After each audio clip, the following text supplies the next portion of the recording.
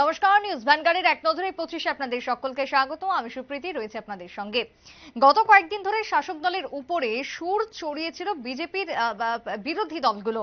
বিরোধী ছাত্র যুব সংগঠনের অপপ্রচার এবং মিথ্যাচারের বিরুদ্ধে শনিবার রাজধানীতে বিক্ষোভ মিছিল সংঘটিত করল ভারতীয় জনতা যুব মোর্চা। মিছিলে অংশ নেন খাদ্যমন্ত্রী সুশান্ত চৌধুরী, যুব মোর্চার সভাপতি সুশান্ত দেব সহ অন্যান্য কর্মী সমর্থকরা। লোকসভা নির্বাচনের ফলাফল ঘোষিত হবে আগামী 4 জুন। সমস্ত ভোট গণনা কেন্দ্রগুলিতে কোন কোন দায়িত্ব পালন করবেন, কারা কারা কংগ্রেসের কর্মী সমর্থকরা, তা নিয়ে অনুষ্ঠিত হলো বৈঠক। শনিবার প্রদেশ কংগ্রেস ভবনে কংগ্রেসের সভাপতি আশিস কুমার সাহার পৌরোহিত্যে এই বৈঠকে উপস্থিত ছিলেন বিভিন্ন জেলা এবং মহকুমা থেকে আগত কংগ্রেস কর্মী সমর্থকরা। গত 8 মে মেলাঘর হাসপাতালে জান্নাতুলে ফেরোদি একটি শিশুর জন্মদিন। এরপর থেকে শিশুটি বমি করতে শুরু করে। উন্নত পরীক্ষার জন্য মেলাঘর হাসপাতাল থেকে শিশুকে নিয়ে আসা হয় আইজিএম হাসপাতালে। সেখান থেকে আবারও শিশুটিকে রেফার করা হয় হাঁপানিয়াতে।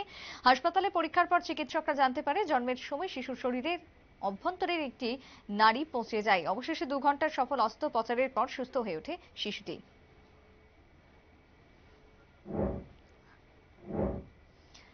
19 বছরের সোনিয়া আক্তার গত 4 দিন আগে ভর্তি হয়েছে জিবি হাসপাতালে। চিকিৎসকদের অভিমত, সোনিয়া সারা শরীরে ছেয়ে গেছে টিউমার, যার কারণে নানা সমস্যায় জর্জরিত মেয়েটি। সামাজিক মাধ্যমে মেয়েটির সাহায্যের জন্য আবেদন জানানো হয়েছিল। সে মোতাবেক বিজেপি সদর আরবান জেলার আইটি সেলের পক্ষ থেকে শনিবার আর্থিক সাহায্য তুলে দেওয়া হলো। পাশাপাশি আইটি সেলের পক্ষ থেকে মুখ্যমন্ত্রীর দৃষ্টি আকর্ষণ করা হয়েছে সোনিয়া আক্তারের জন্য কিছু করবার।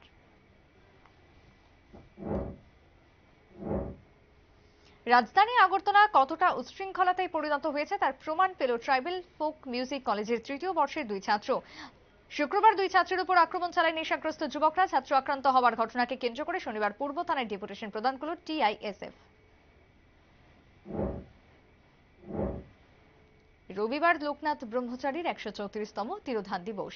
এই উপলক্ষে অনুষ্ঠিত হবে নানা অনুষ্ঠান। শনিবার তিরোধান উৎসবের অঙ্গ হিসেবে সেজে উঠেছে গোটা লোকনাথ মন্দির। প্রত্যেকেই ব্যস্ত রয়েছেন উৎসবকে সর্বাঙ্গীন সফল করার জন্য। মন্দির কমিটি আশাবাদী বিগত বছরের মতন এই বছরও পুণ্যার্থীদের ঢল নামবে আশ্রম প্রাঙ্গণে।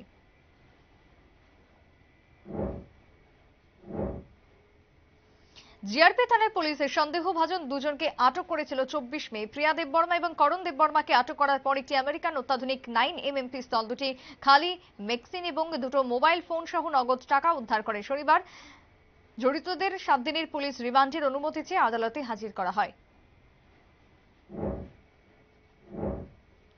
রাজ্যের 20টি ইউএলবি মহকুমা শাসক 58টি ব্লকের ডেভেলপমেন্ট অফিসারদের নিয়ে শনিবার অনুষ্ঠিত হলো বৈঠক এবং কর্মশালা। কঠিন এবং তরল বর্জ্য পদার্থ ব্যবস্থাপনার উপর অনুষ্ঠিত হলো কর্মশালা। আরবান ডেভেলপমেন্ট ডিপার্টমেন্ট এবং পাবলিক ওয়ার্ক ডিপার্টমেন্টের যৌথ উদ্যোগে অনুষ্ঠিত কর্মশালায় উপস্থিত ছিলেন মুখ্য সচিব জে.কে. সিনহা।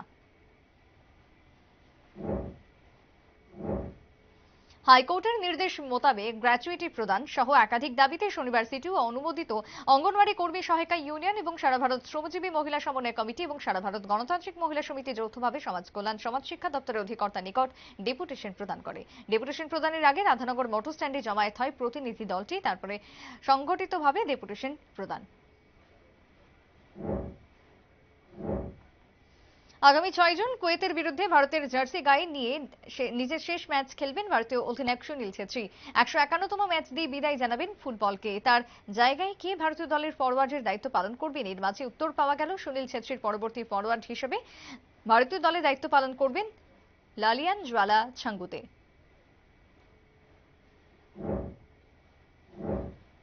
বিশ্ব রাজনীতির ইতিহাসে প্রথমবার ঘুষ দেওয়ার মামলায় দোষী সাব্যস্ত হলেন প্রাক্তন মার্কিন ডোনাল্ড ট্রাম্প। আমেরিকার নির্বাচনে 5 মাস আগে প্রাক্তন রাষ্ট্রপতি ডোনাল্ড ট্রাম্পের দুই সম্পদ হওয়ায় অনেকটাই চাপে দেশের মানুষ।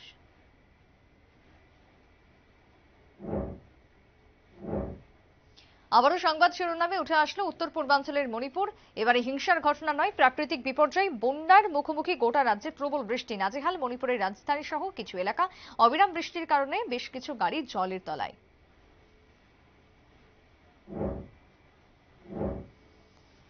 84 দিনের নির্বাচনী ডামাডোল শেষ হলো শনিবার। 7ম দফার ভোট শেষ হলো। এবারে নির্বাচনী প্রক্রিয়ার মধ্য দিয়ে সমস্ত রাজনৈতিক দল এবার তাকিয়ে রয়েছে 4 জুনের দিকে। আগামী 4 জুন লোকসভা নির্বাচনের ফলাফল ঘোষণা, সেদিকেই তাকিয়ে রয়েছে রাজনৈতিক দল। তবে দিল্লির মসনদে কে বসবেন সেই ক্ষেত্রে নিজেদের জয় সম্পর্কে 100% আশাবাদী বিজেপির কেন্দ্রীয় মন্ত্রী অমিত শাহ।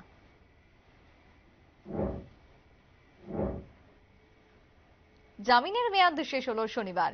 অন্তর্বর্তী জামিনের আবেদন পেয়ে পুনরায়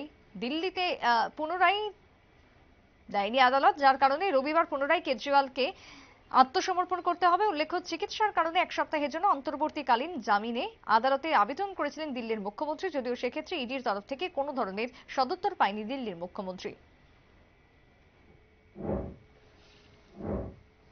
20টি দলকে নিয়ে রবিবার থেকে শুরু হচ্ছে নবম টি-20 বিশ্বকাপ। তার আগে প্রস্তুতি চলছে অংশগ্রহণকারী দলগুলোর। তবে এবারের এই আসরের আগে টি-20 ক্রিকেটে সেরা 5 বোলার যারা সর্বোচ্চ উইকেট সংগ্রহ করেছেন তাদের ছাপিয়ে যেতে পারবেন কি এবারের বোলাররা? পরিসংখ্যান অনুযায়ী এখনো পর্যন্ত 31টি ম্যাচে 41 উইকেট নিয়ে শীর্ষে বাংলাদেশের সাকিব আল হাসান।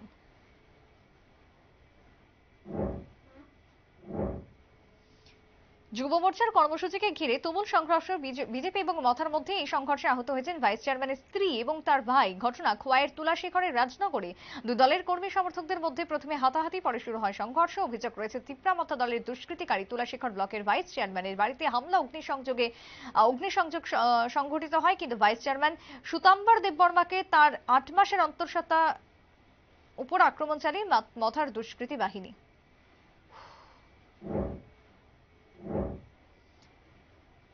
গোয়েন্দার জালে ধরা পড়ল বিশালগড়ের কুখ্যাত নেশা কারবারি মামুন মিয়া।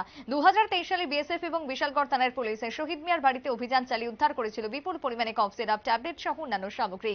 কিন্তু কোনোভাবেই শহীদ মিয়া ও তার ছেলেকে গ্রেপ্তার করতে পারছিল না। অবশেষে শুক্রবার গভীর রাতে বিশালগড় এসপিবি বিজে রেড্ডির নির্দেশে টিএসআর বাহিনী এবং পুলিশ অফিসাররা ফুটিয়া সীমান্তে গ্রেপ্তার করে তাকে।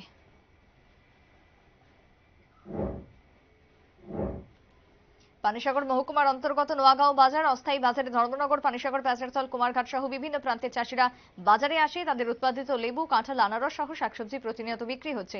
এবছর সমস্ত অঞ্চলগুলিতে বিগত দিনের তুলনায় ফলন অধিক হয়েছে, যার কারণে কৃষকরা আশাবাদী রাজ্যে এবং বহির্রাজ্যে উৎপাদিত সামগ্রী তারা সরবরাহ করতে পারবেন।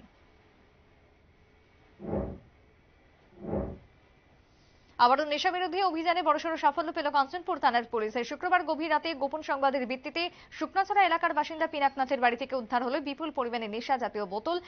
2500 বোতল অবৈধ বিলেতি মদ উদ্ধার। পুলিশের আঁচ পেয়ে পিনাকনাথ এবং তার ভাই জগদীশ নাথ পালিয়ে যায়, পুলিশের যেমনটা বক্তব্য। সুপার 4-এর শেষ ম্যাচ অমীমাংসিতভাবে শেষ হলো পোলস্টার এবং চলমান সংঘের মধ্যে। তবে প্রথম ইনিংসে লিড নেবার সুবাদে 3 পয়েন্ট পেল চলমান, যার কারণে 4 দলীয় আসরে মোট 9 পয়েন্ট নিয়ে চ্যাম্পিয়ন হলো চলমান সংঘ। পুলিশ ট্রেনিং মাঠে দু দলের লড়াইতে জমে উঠেছিল বেশ শেষ দিনের ম্যাচ।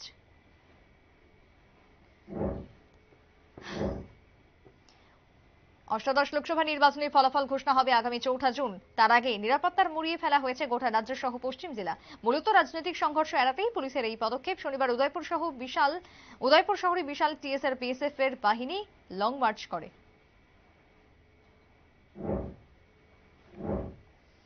একবিংশ শতাব্দী আধুনিক সমাজ হওয়ার কথা, সভ্যতার বিকাশ।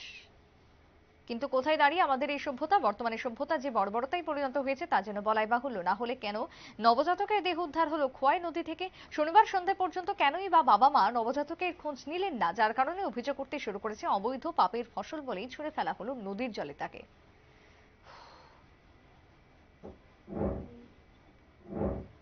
কালোবাজারি রুখতে এবার বড়সড় পদক্ষেপ নিল তেলিয়ামুড়া মহকুমা প্রশাসন ও খাদ্য দপ্তর। শনিবার আচমকাই হানা দিল তেলিয়ামুড়ার শহর সহ লালটিলা, ইচারবিল বিভিন্ন এলাকায়। অভিযানকালে 45টি ডোমেস্টিক সিলিন্ডার বাজেয়াপ্ত করে অভিযানকারী দলটি। উদ্দেশ্য ছিল অধিক দামে জিনিস বিক্রি কিংবা মেয়াদ উত্তীর্ণ সামগ্রী বিক্রি হচ্ছে কিনা সেই বিষয়ে খোঁজ খবর নেওয়া। গত কয়েকদিন ধরে ক্রমবর্ধমান হারে সমালোচনার মুখে পড়েছেন কৃষিমন্ত্রী তথা বিদ্যুৎ মন্ত্রী রতনলাল নাথ। এবার কৃষির এলাকা থেকে আরো একটি অভিযোগ উঠে এলো কৃষকদের কাছ থেকে। অভিযোগ রয়েছে মোহনপুর বিধানসভা কেন্দ্রের লেফুঙ্গা আড্ডি ব্লকের অধীন বজ্রংনগর এডিসি ভিলেজের সর্বজয়পাড়া থেকে, যেখানে রয়েছে লিফট ইরিগেশন। কিন্তু গত কয়েকদিন ধরে মেশিনটি বিকল হয়ে যাওয়ার ফলে কৃষকরা সমস্যায় পড়েছেন। পঞ্চায়েত এবং সংশ্লিষ্ট দপ্তরকে জানিয়েও কোনো লাভ হয়নি কৃষকদের। তাই কৃষিমন্ত্রীর দৃষ্টি আকর্ষণ করেছেন কৃষকরা।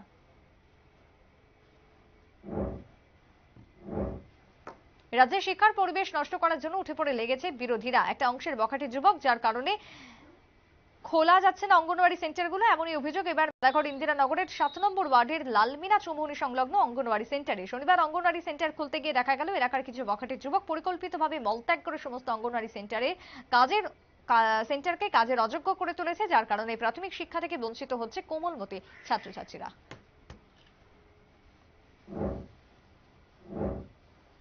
এখনকার মতো এক নজরে 25 পর্যন্তই। পরবর্তীতে দীপেনের সাথে টকশো দেখতে চোখ রাখুন শুধুমাত্র নিউজ ভ্যানগার্ডের পর্দায়। নমস্কার।